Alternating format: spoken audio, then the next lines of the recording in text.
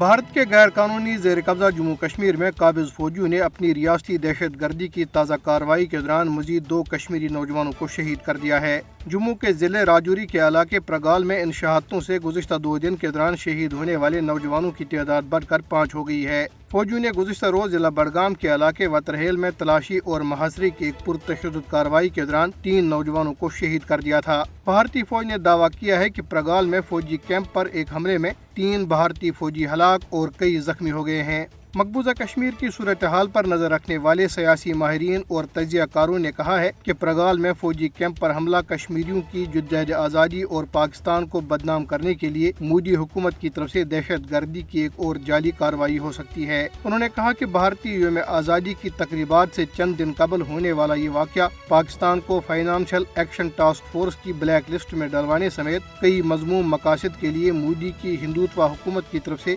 رچایا جانے والا ایک اور ڈرامہ ہو سکتا ہے۔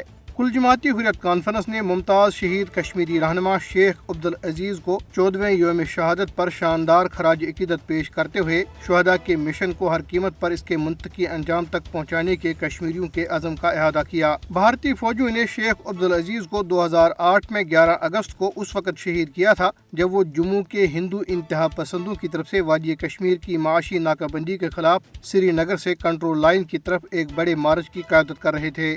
کل جماعتی حریت کانفرنس آزاد جموں کشمیر شاخ نے شیخ عبدالعزیز کو خراج عقیدت پیش کرنے کے لیے مظفر آباد میں ایک ریلی نکالی۔